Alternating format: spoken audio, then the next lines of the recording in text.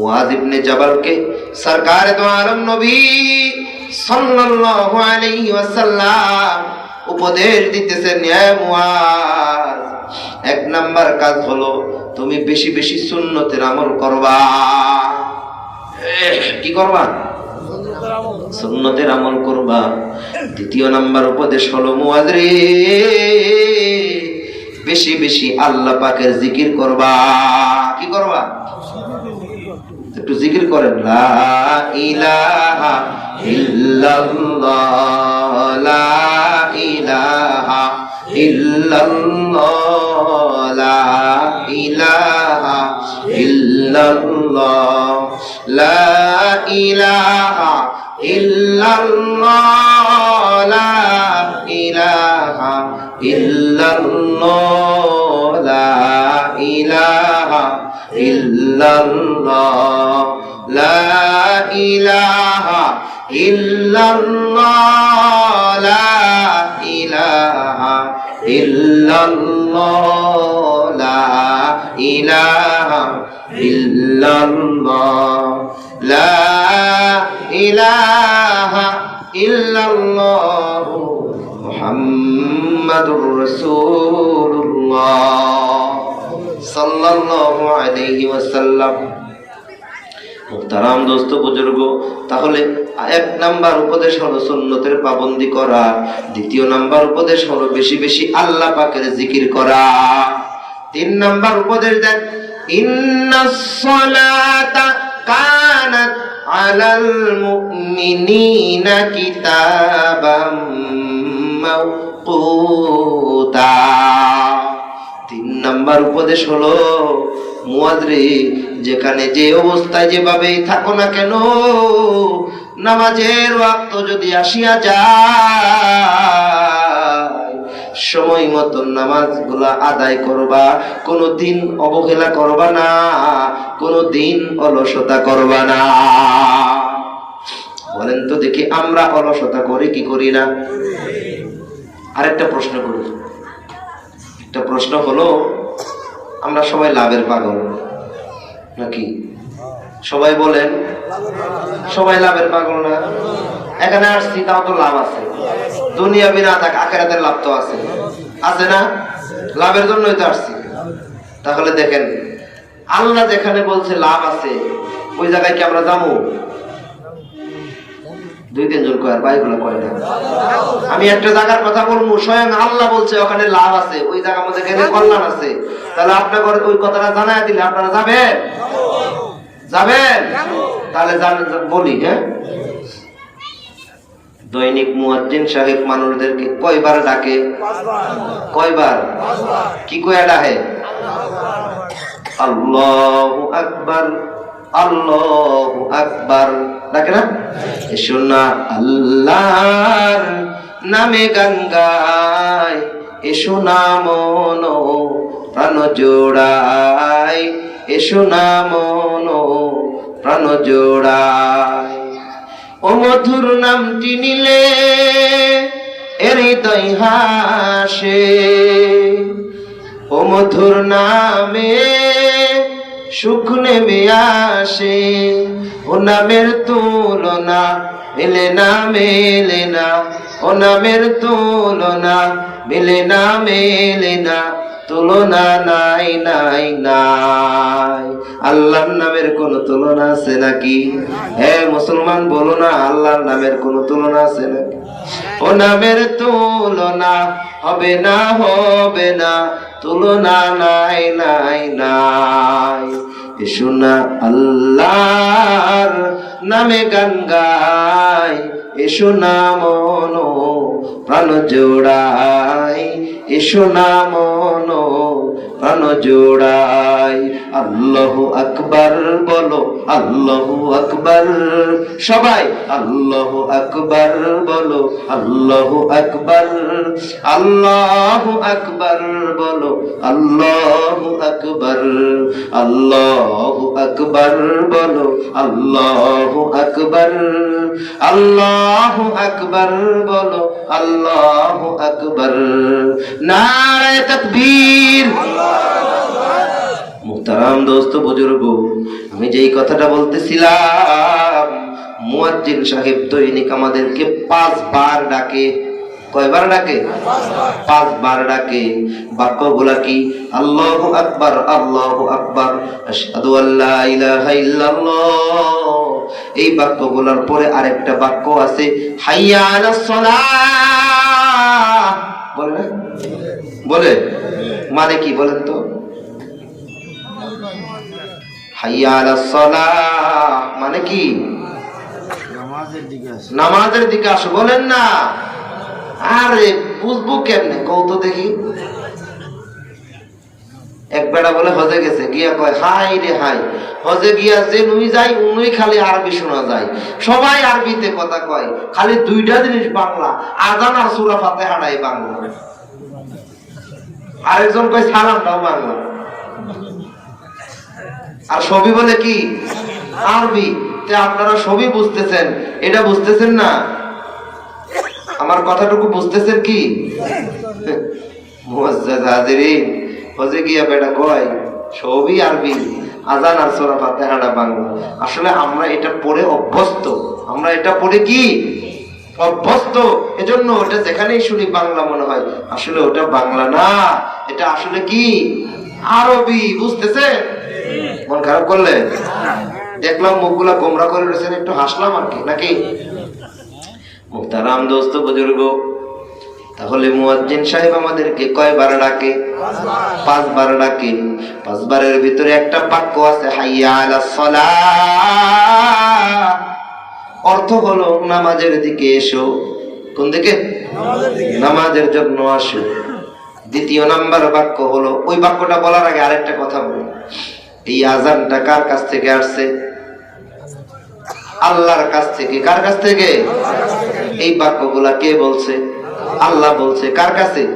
আল্লাহ রাব্বুল আলামিন জিবরাইল আলাইহিস সালাতু ওয়াস সালামের মাধ্যমে আল্লাহর নবীজিকে শিখাইছে। তাহলে বাক্যগুলা দামি না অদামি? শুধু তাই নয়, এই বাক্যগুলা আল্লাহর নবীকে আল্লাহ শিখাইছে, আর আল্লাহর নবী সাহাবায়ে কেরামদেরকে শিখাইছে, বেলালকে শিখাইছে। বেলাল মুয়াজ্জিন ছিল না? কথা কর না, প্রসিদ্ধ মুয়াজ্জিন না? বেলাল রে আল্লাহর নবী বাক্যগুলো শিখাইছে। তাহলে প্রথম নাম্বার কথা হলো, বাক্যগুলা কার? বাক্যগুলা কার? বাক্যগুলা হলো আল্লাহ। তাহলে আল্লাহ নিজে জানায় দেয়, মুয়াজ্জিনের জবান দিয়া বের করে দিছে, হাইয়া আলাস সালাহ, নামাজের জন্য আসো, নামাজের জন্য আসো। দ্বিতীয় নাম্বার বাক্য হলো, হাইয়া আলাল ফালাহ। এর অর্থ কি? কল্যাণের দিকে আসো। কে? মুরব্বী কয় তাড়াতাড়ি বলে আসো। তাড়াতাড়ি আসো না, কল্যাণের দিকে আসো। কোন দিকে? এই কথাটা আমি একটু আগে বলছি। কার? কারে শিখাইছে? আল্লাহ নবীজিকে শিখাইছে। নবী কারে শিখাইছে? সাহাবায়ে কেরামদেরকে শিখাইছে, বেলালকে শিখাইছে। ঠিক না? তাহলে যেখানে আল্লাহ নিজে বলতেছে যে কল্যাণের দিকে আসো, তাহলে মসজিদে আসলে কল্যাণ না অকল্যাণ? বলেন। তাহলে একটু আগে যে কইলেন আমরা লাভের পাগল, তাহলে যে আসি না তার লাভের পাগল হইলাম? ও, ওইটা বুঝি, এইটা বুঝি না। হ্যাঁ, নগদ টিহার পাগলা। কিন্তু নগদ টাকার জন্য যতই খামসান, যদি তকদিরে না থাকে আসে। কত মানুষ ঢাকায় গিয়া সারা জিন্দেগি ভর, পুরা জিন্দেগিটাকে স্বামী স্ত্রী মিলে শেষ করে দিছে। কই টাকা পয়সা কিছু করতে পারে? ঘর বাড়িও আর হয় না। জন্য যদি তকদিরে থাকা লাগে, ওই জন্য একজন কইছিল না, যদি থাকে নসিবে, কইছিল না? তারপরে কি কইছে? একলা একলাই আইব। বুঝেন নাই? মুয়াজ্জিন হাজির। তাহলে মুয়াজ্জিন সাহেব দৈনিক 5 বার ডাকে, আর এই 5 বার ডাকের ভিতরে আমরা যে সাড়া দেই না, অন্তত ডাকপাড়া বেঙ্গের মোরজামে মসজিদের উদ্যোগে আজকের এই মাহফিল থেকে আমরা আল্লাহর কাছে কথা দিব যে মালিক, আজ থেকে আমরা আর কোনোদিন নামাজ মিস করব না। পারবেন না? পারবেন তো? কথা দিবেন তো? একবার ডাকে দুইবার ডাকে ডাকে রে পাঁচবার সময় মতো পড়ব নামাজ সবাই কথা দাও সবাই কথা দাও দিলেন তো কথা পড়বেন তো সবাই আল্লাহ কবুল করুক কোন আমিন মুআজ্জাল হাজিরিন তাহলে আল্লাহর নবী মুআজকে বলে ও মুআজ সময় মতো নামাজ আদায় করবা যেখানে নামাজের সময় হবে আপনারা যদি মাঠে কাজ করেন গাড়িতে থাকেন নামাজের সময় হয়েছে দাঁড়ায় নামাজটা আদায় করে নিবেন কারণ কি দুনিয়ার ভিতরে আপনি যদি মনে করেন আমি একটু পরে নামাজ আদায় করব কিন্তু একটু পরে যে আমি দুনিয়ার জমিনে থাকবো এর কোন গ্যারান্টি আছে আছে কথা কন না আছে কারো কোনো গ্যারান্টি নাই কখন জানি মালাকুল মউত আজরাইল আইসা ডাক দিয়া নিয়া চলে যায় মানুষের কাছে আজরাইল কেমনে আসে একটা দৃষ্টান্ত বুঝাই আল্লাহর নবী বিশ্ব নবী সরকার দো আলম নবী সাল্লাল্লাহু আলাইহি ওয়াসাল্লাম মেরাজ রজনীতে মেরাজের সফরে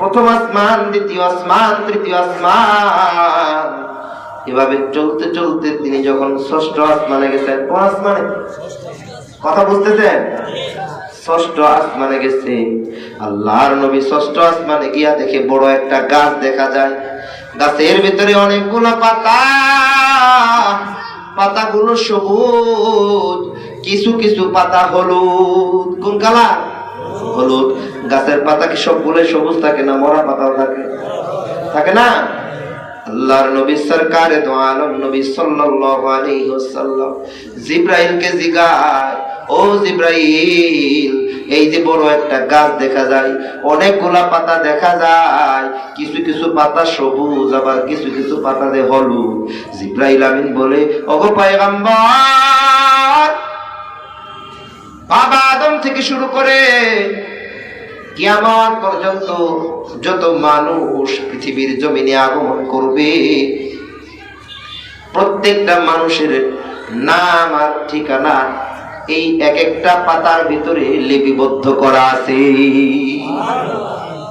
ওগো পয়গম্বর যখন কোন মানুষের মৃত্যুর সময় ঘনিয়ে আসে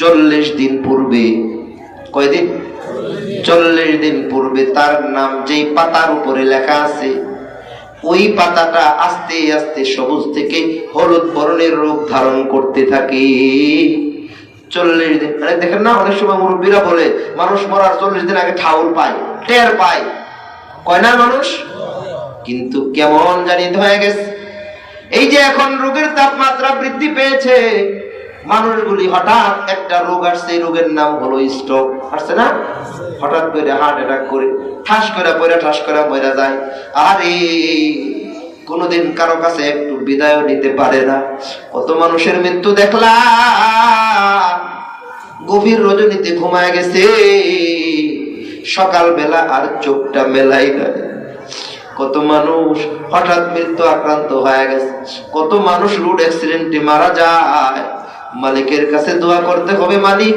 এমন কষ্টদায়ক মৃত্যু থেকে আপনি আমাদেরকে হেফাজত করেন কোন আমিন মুআজ্জাল হাজিরিন এবার জিবরাইল আমিন বলে ওগো পয়গম্বর যার মৃত্যুর সময় ঘনিয়ে আসে 40 দিন পূর্বে তার নামের লেখা পাতাটা আস্তে আস্তে হলুদ বর্ণ ধারণ করতে থাকে আর ওই পাতাটা যেদিন তার হায়াত শেষ হয়ে যায় যেই দিন তার ইন্তেকাল হবে ওই দিনটাতে গাছের ওই পাতাটা গাছ থেকে জমিনে পড়িয়া যায় সরকারে দো আলম নবীকে বলে ওগো পয়গম্বর এবার আজরাইল আলাইহিস সালাতু ওয়াস সালামের কাছে ওই পাতাটার নোটিশ পৌঁছে যায় আজরাইল আলাইহিস সালাতু ওয়াস সালাম গাছের পাতাটারে টোকায়া নিয়া দেখে কার নাম ঠিকানা দেখা যায় তার কাছে চলিয়া যায় তার কাছে কোনো অনুমতি নেওয়া লাগে না একটা সেকেন্ডও দেওয়া লাগে না একটা মিনিটও লাগে না তার কাছে কিছু বলাও লাগে না দরজা যদি বন্ধ থাকে দরজাটাও খোলা লাগে না, মালাকুল মউত আজরাইল আইসা ডাইরেক্ট তার জানটা নিয়ে চলিয়া যায়। তারপরেও মুসলমান আমরা বুঝি না, এই যে একটার পর একটা আশা আকাঙ্ক্ষা নিয়ে বড় হইতেছে। আমার একটা গাড়ি হয়েছে আর একটা গাড়ির দরকার, একটা বাড়ি হয়েছে আর একটা বাড়ির দরকার, একটার পর একটা আশা আকাঙ্ক্ষা নিয়ে দুনিয়ার জমিনে চলাফেরা করি। কিন্তু ওই যে আমি এবার ওই কথাটাতে চলে গেলাম, মনে আছে নি দুইটা কথা যে কইছিলাম, কবরের সামানা গোছাইতে হবে, ঠিক না? কবরের সামানা গোছাইতে হবে। দুনিয়ার ভিতরে সব কিছু করলাম, দুনিয়ার জন্য যা কিছু দরকার সব কিছু করলাম, আখিরাতের জন্য এক তুল পরিমাণ করলাম না, আমার দুনিয়াটা বরবাদ হয়ে গেল। দুনিয়ার কোনো দামই নাই। আল্লাহ বলেন ইয়ালামুনা যাহিরাম মিনাল হায়াতিদ দুনিয়া ওয়া হুম আনিল আখিরাতি হুম গাফিলুন। রে দুনিয়ার মানুষ রে, তোমরা যেমন দুনিয়াটাকে প্রাধান্য দিতেছো, দুনিয়াটাকে যেমন জাহেরি হিসেবে তোমরা দুনিয়ার জন্য যা যা করা দরকার তাই করতেছো, কিন্তু আখিরাতের ব্যাপারে তোমরা উদাসীন। আমার বান্দা বান্দিরা, আখিরাতের ব্যাপারে গাফেল হইও না, উদাসীন হইও না। স্মরণ রাখো আখিরাতটা তোমাদের চিরস্থায়ী আর দুনিয়াটা ক্ষণস্থায়ী, ঠিক না? এই কাগজটা সাদা না রঙিন বলেন? সবাই দেখতেছেন? এই কাগজটা রঙিন, এই কাগজের উল্টা পৃষ্ঠা কি রঙিন না সাদা? সবাই কথা বলেন। সাদা। এটা হলো আমার দুনিয়া। এটা কি? এই পৃষ্ঠাটা হলো আমার দুনিয়া। আপনি আমি আমাদের দুনিয়াকে সাজাবার জন্য সুন্দর ঘর দরকার, ঘরও নির্মাণ করলাম। এই ঘরটারে সাজাবার জন্য সোফা দরকার, সোফাও বানাইলাম।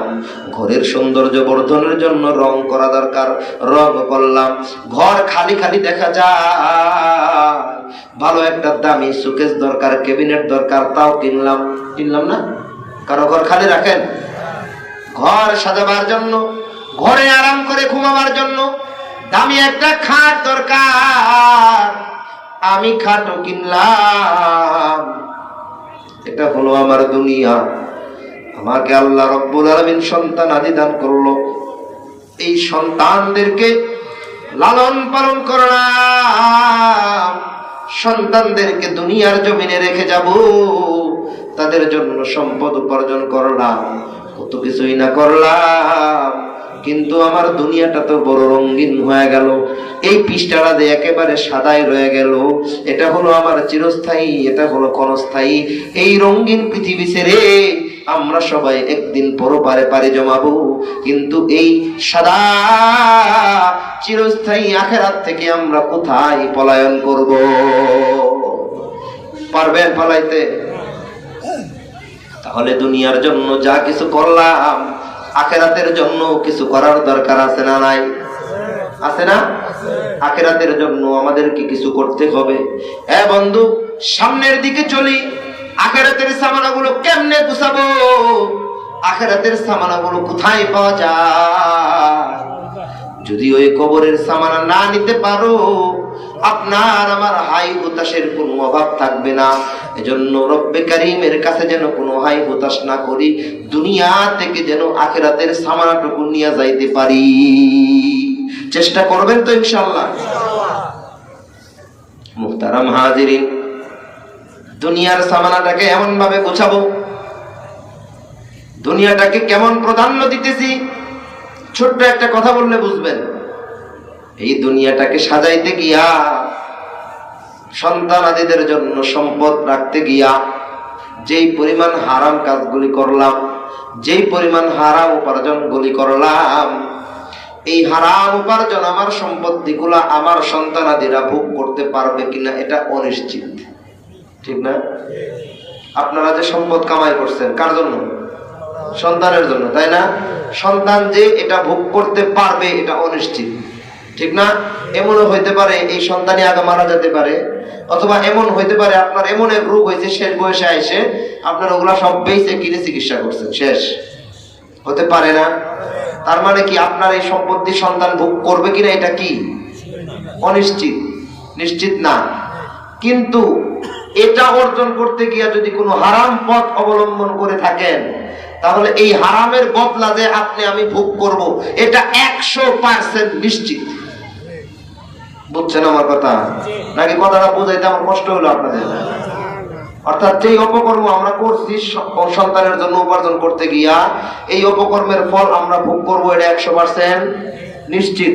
কিন্তু আমাদের রেখে যাওয়া সম্পদ যে সন্তানাদিরা পাবে, এটা অনিশ্চিত। অনেকের পোলাপান জোয়ারও হয় না, হয় না? আপনি রাইখে মারা গেছেন, সব সম্পত্তি জোয়ার ধরছে, পকে আর নাই, হতে পারে না? হয়, হতে পারে না? কিন্তু আপনি যে অপকর্ম গুলা করছেন, এটা কিন্তু পকে হবে না, ওটা একবারে কড়াই গন্ডায় খাড়ুনি লাগবে। বুঝতে পারছেন? মুহতারাম দোস্ত বুজুর্গ, আমি আর একটু সামনের দিকে অগ্রসর হয়ে একটু সহজে বুঝেন। একখানা আয়াতে কারিমা পড়েছিলাম, কুল্লু নাফসিন যায়িকাতুল মাউত। মহান মালিক জানায় দেয়, প্রত্যেকটা মানুষ, প্রত্যেকটা প্রাণী এই পৃথিবী থেকে মৃত্যুর স্বাদ গ্রহণ করবে। আপনাদের এলাকায় এমন কোন মানুষ আছে নাকি যার বয়স 200 বছর? আছে? শহরে নাই? জামালপুর শহরেও নাই? শেরপুর শহরেও নাই? নাই, নাই।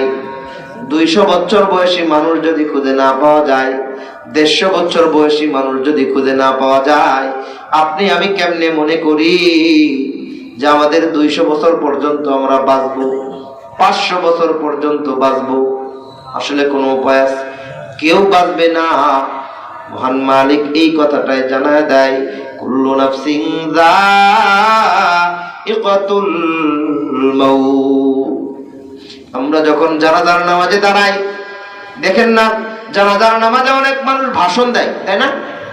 কেউ এই আয়াতটা আরবিতে বলে, আবার কেউ এই আয়াতটার বাংলাটা বলে, কিন্তু সবার এই কথাটাই বোঝানোর উদ্দেশ্য থাকে, কেউই আমরা দুনিয়ার জমিনে চিরজীবন থাকবো না, সবাই আমরা দুনিয়ার জমিন থেকে একদিন মৃত্যুর স্বাদ গ্রহণ করে চলে যাব। ঠিক কিনা? আমার একটা প্রশ্ন থেকে যায়, মাইয়েতকে যখন জানাজার নামাজের সামনে নিয়ে দাঁড়ায়, মাইয়েতের পক্ষ থেকে অনেক লোকেরা কথা বলে, শেষের দিকে এসে একজন ব্যক্তি দাঁড়ায় কয়, হতে পারে সে এই মাইয়েতের সন্তান, অথবা হতে পারে মাইয়েতের বড় ভাই, হতে পারে মাইয়েতের নিকটতম কেউ। সে দাঁড়ায় দাঁড়ায় এলান করে, আমার বাবা অথবা আমার বড় ভাই আপনাদের সাথে চলাফেরায় যদি কোনো কষ্ট দিয়ে থাকে, তাহলে মাফ করে দিবেন, কয় না? এরপরে আরেকটা কথা কয়, যদি আপনাদের সাথে কোনো লেনদেন থেকে থাকে, যদি মাফ করে দেওয়ার মতো হয় মাফ করে দিবেন, আর যদি বড় কোনো ঋণ হয় আমাদের কাছে বলবেন, আমরা এটা পরিশোধ করার চেষ্টা করব। বলে কি বলে না? আমার প্রশ্ন থেকে যায়, প্রশ্নটা হলো, যেই মাইয়েতকে নিয়ে জানাজার নামাজে দাঁড়াইলা, মাইয়েতের পক্ষ থেকে মাফ চাওয়া হইল, কিন্তু যেই মাইয়েতটা মারা গেছে, জানাজায় উপস্থিত থাকা লোকরা যদি তার সাথে কোনো অন্যায় করে থাকে, তার কাছে আমরা কখন মাফ চাইলাম? তার কাছে কখন মাফ চাইলাম? মাফ তো মাইয়েতের পক্ষ থেকে চাওয়া হয়েছে, কিন্তু বলেন তো এতগুলো মানুষের মধ্যে কেউ কি এমন নাই মাইয়েতের কষ্ট দিছি, মাইয়েতের সম্পত্তি মাইরে খাইছি? নাই। তাহলে তার কাছে মাফ চাইছি? এত সহজ? ও বিয়াসা, মনে করতেছি যে দুনিয়ার থেকে চলে যাবো, আল্লাহ তো রহমান, আল্লাহ তো রহিম, সব মনে হয় মাফ করে দিব। এত সস্তা না। আল্লাহ রহমান রহিম এই কথা ঠিক আছে, কিন্তু আল্লাহ আদিলুন, আল্লাহ যে নেই বিচারক। আল্লাহ কি বলেন না? আল্লাহ কি নেই বিচারক? আপনি আমি যে পাপাচার করছি, এটার ফল আমাকে আগে খাওয়া লাগবো না, নেওয়া লাগবো না? কি কর, আমি দুষ করলে সাদা ভোগ করা লাগবো না? আপনি কাউরে মাইরে ফেলাইছেন, আপনার এমনি ছেড়ে দিব? সাদা আছে না একটা? মুহতারাম দোস্ত বুজুর্গ, তাহলে দুনিয়ার জমিনে যদি, এজন্যই তো একটা কথা বারবার বলি, অন্যের হক নষ্ট করে মসজিদে গিয়া সিজদা দিয়া আল্লাহরে তালাশ করা বাদ দাও। বুঝে? অন্যের হক তোমায় আমায় রেখাইতেছি আর মসজিদে গিয়ে আল্লাহ আল্লাহ করতেছি, কোনো লাভই নাই। বুঝেন নাই? হ্যাঁ, তসবিহ করাইতাছি। ওই যে মুরব্বী একটা কথা কইছে, আবার তসবির মধ্যে কি কয় জানেন? কাড্ডা মাইরে কাড্ডা খামু, কাড্ডা মাইরে কাড্ডা খামু। বলছে না না না, সারা দুনিয়া যদি হারামের উপরে চলে আমি চলবো না। কথা দেন, আল্লাহর কাছে বলেন আল্লাহ, বলেন আল্লাহ। সারা দুনিয়া যদি হারাম হয়ে যায় আমরা হারাম কোনো কাজ করব না। পারেন? করবে? সবাই যদি সুদ খায় খাবে? এবার তো মাথা নষ্ট হয়ে গেছে। হুজুর কইলেন কি? ওয়াজ শুনবার আইছি, ওয়াজটা শুনবার দেন, আবার সুদের কথা কনকে? ওটা হারাম। ওটা কি হারাম? কোন ব্যক্তি যদি হারামকে হারাম মনে না করে, কোন ব্যক্তি যদি হারামকে হারাম মনে না করে, তাহলে সে কি হয়ে যায়? ঈমান হারা হয়ে যায়, কাফের হয়ে যায়, বেদীন হয়ে যায়।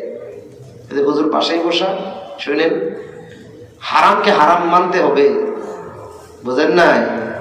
আপনি হারামকে হারামই মনে করেন না। একজন আয়া কইলো, আর এটা হুদাই, হুজুররা হুদাই কইতাছে, কোরআনে লেখা আছে, তাও কয় হুদাই, এটা এমনি লেখছে। নাউজুবিল্লাহ বলে। এই ধরনের কিছু গাওরা টাইপের লোক দুনিয়াতে আছে না? গাওরামি করে দুনিয়া চলে না ভাই। আমার আকল দিয়ে আপনার আকল দিয়ে শরীয়ত চলবে না। ইসলাম তো ইসলামের নীতিগত লাইনেই চলবে, ও কখনো বেলাইনে আসবে না। বুঝেন নাই? মুআজ্জাজ হাজিরিন, যেই কথাটা বলতেছিলাম, তাহলে যেই মাইয়িতকে নিয়ে জানাজার নামাজে দাঁড়াইছি, ওই মাইয়িতের পক্ষ থেকে মাপ চাওয়া হইল। মাইয়িতের কাছে তো মাপ চাইতে পারলাম না, এজন্য আপনাদের কাছে বলে যাই, যদি আমরা কারো সাথে কোনো অন্যায় করে থাকি, যদি কারো সম্পত্তি লুণ্ঠন করে থাকি, যদি কারো ইজ্জতের উপর হামলা করে থাকি, এখন থেকেই আমরা তাদের কাছে গিয়ে মাফ চায় নিব, যাতে করে মারা যাওয়ার পরে আল্লাহর কাছে গেলে পরে অন্তত মাফ পাওয়া যায়। পারবেন তো ইনশাআল্লাহ? আল্লাহ কবুল করুন, কোন আমিন। মুহতারাম দোস্ত বুজুর্গ, দ্বিতীয় নাম্বার, ওয়া ইন্নামা তুওয়াফাউনা উজুরাকুম ইয়াউমাল কিয়ামা। মানুষ শুধু মারা যাবে এতটুকুই না, কিয়ামতের দিন প্রত্যেকটা মানুষের হাতে তার আমলনামাগুলো বুঝিয়ে দেয়া হবে। কে কেমন কি করছে এই আমলনামাগুলো তার হাতে দিয়ে দেওয়া হবে। আমি যদি ভালো করে থাকি, আমার ভালোর কাজের ফলাফলগুলো আমার হাতে দিয়ে দেওয়া হবে, আর আমি যদি মন্দ করে থাকি এই মন্দের ফলাফলগুলিও দেওয়া হবে। মুহাদ্দিসিনে কেরাম বর্ণনা করেন, কিয়ামতের দিন যখন মানুষের হাতে হাতে আমলনামা দিয়ে দেওয়া হবে, কেউ কেউ তার নিজের আমলনামায় দেখবে, আহারে আমি তো কোনো নেক আমল করি নাই, আমার আমলনামায় নেক আমলের সওয়াব দেখা যায়। আবার কেউ কেউ কান্না করবে, হায় রে আমি যে পাপাচার করছিলাম, রাতের আধারে অমুক জায়গায় গিয়া অন্ধকার একটা করে আমি একটা অন্যায় করছিলাম, পৃথিবীর কোনো পশু পাখি দেখে নাই, পৃথিবীর কোনো মানুষ দেখে নাই, আমার এই পাপাচারের কথা আমার আমলনামায় লেখা দেখা যায়। কেমনে আইলো এটা ভেবে আফসোস করতে করতে কান্না করবে, কান্না করতে করতে এমন চোখের পানি ভাসায়া দিবে, কিতাবে পাওয়া যায় এক বুক পরিমাণ চোখের অশ্রু হয়ে যাবে। আফসোসের কোনো শেষ থাকবে না রে মুসলমান, একের পর এক আফসোস করবে। শুধু এতটুকুই না, আরো আফসোস করে করে আল্লাহর কাছে বলবে, আল্লাহ আমাকে কয়েকদিনের জন্য দুনিয়াতে পাঠাও না, আমি দুনিয়ার জমিনে গিয়ে আর এক ওয়াক্ত নামাজও ছাড়বো না, আমি দুনিয়ার জমিনে গিয়া অন্যের হক যত নষ্ট করছি, কারো হক আর মারবো না, সব পরিশোধ করে দিব। মানুষ আল্লাহর কাছে আবদার করবে, আল্লাহ আরেকবার দুনিয়াতে পাঠাও না, আমি যে অন্যের জমিটা দখল করে খাইছিলাম, সে জানতো না, আমি জানতাম, আমার আরেকবার সময় দাও, আমি তার জমিটা ঘুরাইয়া দিয়ে আসি। কিন্তু মালিকের নির্ধারিত ফয়সালা, চূড়ান্ত ফয়সালা, যা হবার তা তো হয়ে গেছে। মালিক আল্লাহ আর কাউকে দুনিয়ার হায়াত দিয়া দুনিয়ার জমিনে পাঠাবেন না। এজন্য সময় থাকতে সময়ের মূল্যায়ন করতে হবে, সময় থাকতে সময়ের কদর করতে হবে। কথা বুঝছেন?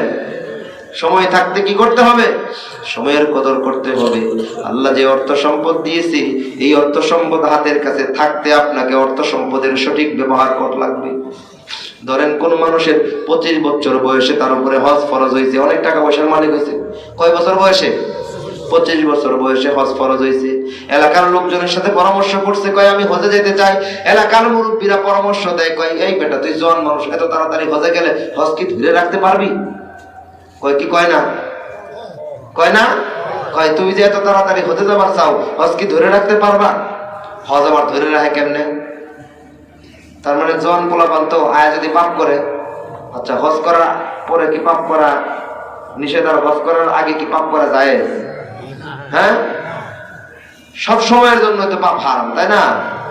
আবার ওই কথা কয় কে বলে, এই তুমি যাও না এখন হজে গেলে হজ কি ধরে রাখতে পারবা? বুঝেন নাই? না না না, দুনিয়ার মানুষের হক নষ্ট করে তুই যদি হজ করে আয়া যদি মনে করি যে অন্যের হকের গুনাবেন আল্লাহ মাফ করে দিছে, অসম্ভব, অসম্ভব, এটা মাফ হয় না। মনে করেন আপনার জমির আইল হইলো, আইল চিনেন তো না? আপনারা কি করেন? আইল বা বাতরকন, তাই না? এটা আপনার জমিনের একটা আইল, এটা হলো আরেক বেটার জমিনের আইল। আপনি কাটতে কাটতে কাটতে কাটতে এই নুকিয়া খেয়ে হাইছেন, এখন আপনি এটা খাইতেছেন। এটা খাওয়ার পরে 10 বছর থেকে খাইতেই আছেন, এখনো তারে ওটা বুঝায় দেন নাই। আইল আপনার এইটা, বাতর এইটা, আপনি এতটুকু খাইতেছেন, এখনো দেন নাই। এর মধ্যে আপনার টিয়া বসে আছে, তো টেকার গরমে হজ করে আছেন। এখন যদি কোন আমি হজ করে আছি সব পুরো খালাস, অসম্ভব। আবার যদি হজে যাওয়ার আগে যদি পুরোটাই কন্দে ভাই তোমার কাছে মাইনে খাইছিলাম, ধরো এই এটা তোমার আসলে আজকে বুঝাইয়া দিলাম, দিয়েও যদি হজ করবার যান, এরপরে যদি মনে করেন সবের মাফ হয়েছে, না এখনো মাফ হয় নাই, বাকি আছে। কি বাকি আছে? আপনি যে 10 বছর পর তার এই সম্পত্তির অংশ খাইছেন না, এই 10 বছরে যা খাইছেন সব দিয়ে দেওয়া লাগবে। এটা করবার গেলে আমার আত্মা ফেটে যাবো গা, কলিজা ফেটে যাবো গা। আই রে হাই, কয় কি হুজুরে 10 বছর যা খাইছি সব বলে ঘুরে দেবো, কি করবো করবো নি, কোন ঠেকা বাচ্চা দেখবো নি। এজন্য আল্লাহ সেটা দেখাবে। আল্লাহ নেই বিচারক, আল্লাহ কোন বিচারের ক্ষেত্রে বিন্দু পরিমাণ ছাড় দেন না। বুঝতে পারছেন? কারণ আমিও মানুষ, আপনিও মানুষ, আপনার নামে মেরে ধরে খাইলাম, আল্লাহ আমাকে ধরবেন না? কথা বলেন না, ধরবেন না? না ধরলে নেই বিচারক হওয়া যাবে? নেই বিচারকের কাজ তো সঠিক বিচার করা। আল্লাহ মালিক সঠিক বিচারটা আমাদের সামনে করবেন। মুআজ্জাদ হাজিরিন, তাহলে বুঝতে হবে যেই কাজ যখন করার তখনই করতে হবে। প্রত্যেকটা মানুষ সেদিন তার আমল নামাগুলা দেখবে, আর কেউ কেউ হতাশ হয়ে যাবে, আবার কেউ কেউ আনন্দ চিত্তে আল্লাহর কাছে শুকরিয়া আদায় করবে। ও মালিক, আমার আমল নামায় এতগুলা নেকি দেখা যায়। আমি দুনিয়ার জমিনে গরিব মানুষ ছিলাম, আমার অর্থ সম্পদ ছিল না, আমার আমল নামায় সদকার সওয়াব দেখা যায়, দানের সওয়াব দেখা যায়। আল্লাহ এটি কেমনে হইল? মালিক আল্লাহ বান্দাকে তার কাহিনীগুলা শোনায় দিবে, বান্দা হাসতে হাসতে আল্লাহর জান্নাতে প্রবেশ করবে। সুবহানাল্লাহ, জোরে কান্না। মুহতারাম হাজিরিন, সর্বশেষে আল্লাহ জানায় দেয়, ওমাল হায়াতুদ দুনিয়া ইল্লা মাতাউল গুরুর। আল্লাহ নিজে জানায় দেয় এই দুনিয়াটা হলো দুনিয়াটা হলো তোমাদের জন্য ধোঁকার বস্তু। কিসের বস্তু? ধোঁকার বস্তু। সূরা বনী ইসরাঈলে তাকান, আল্লাহ বলেন ইন্না জাআলনা মা'আল আরদি যিনাতাল লাহা লিনাবলুয়াহুম আইয়ুহুম আহসানু আমালা। আল্লাহু আকবার। ওয়া ইন্না লাজাইলুনা মা আলাইহা সাঈদান জুরুজা। মহান মালিক তামাম পৃথিবীর জমিনে যা কিছু সৃষ্টি করছে, যেই দিকে তাকায় ওই দিকটাই বড় সুন্দর লাগে, মায়ার লাগে। মনে হয় এটাও যদি আমার হইতো, ওইটাও যদি আমার হইতো, ঠিক না? এটা দেখলেও মন চায় ধরি, ওইটা দেখলেও মন চায় ধরি, এটা দেখলেও কয় আমি নেই, ওটা ধরলেও কয় এটা নেই। মানুষের অন্তরে আসার কোনো শেষ নাই। এই দুনিয়াটা হলো ধোকার দুনিয়া, ধোকার বস্তু। এই দুনিয়ার পিছনে পড়িয়া গেছো।